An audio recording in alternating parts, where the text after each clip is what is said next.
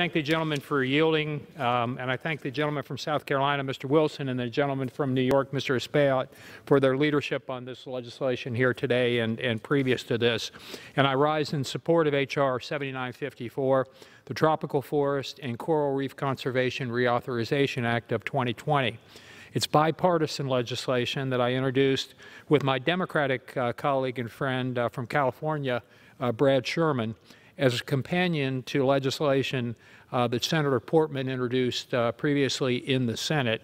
And I want to thank Senator Portman. He's been a long-time leader on this topic, and it makes a lot of sense. It's really common sense. It helps so many people all across the globe. Tropical forests and coral reefs are some of the most biologically diverse and environmentally important ecosystems anywhere. Today, however, whether it's deforestation or pollution or overfishing or some other cause, these vital natural resources are threatened across the globe. Now, many tropical forests and coral reefs are located in the developing world, where economic realities can often get in the way of conservation. It's in the best interest of the whole world to protect and responsibly manage these resources. That's why I introduced H.R. 7954. This legislation builds on our work on the Tropical Forest Conservation Reauthorization Act of 2018 and the Tropical Forest Conservation Act of back in 1998. So this is, 22 years ago. Back in 1998, we set up a debt forgiveness program under which the U.S. forgives a debt owed to us by a developing nation in exchange for that country making investments in conservation work to sustain its critical ecosystems.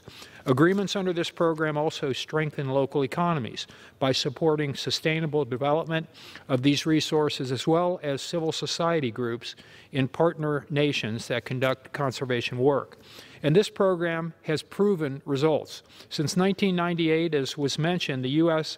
has used it to conserve 67 million acres. Think of that, 67 million acres of tropical forest. Further, by assisting developing countries to properly manage and sustainably develop these resources, the program follows the adage of teaching a man to fish.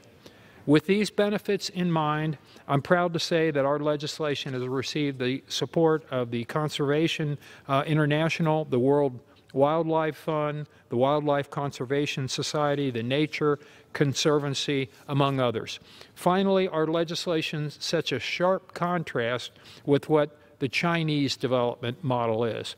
Through the Belt and Road Initiative, for example, China has offered elites in developing countries flashy or get-rich-quick schemes and projects, often with little or no regard for the local environment.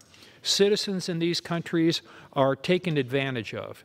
H.R. 7954 keeps one more tool in the State Department's toolbox to help convince developing countries to choose a sustainable Western model of development that stacks up very favorably with China's model by respecting the country's ecosystem and respecting its people.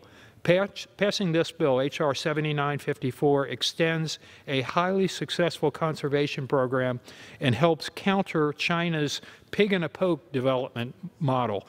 Therefore, I would urge my colleagues to support this legislation. I would again thank Mr. Wilson and Mr. Chabot, and I yield back. We've got maybe 3 minutes left.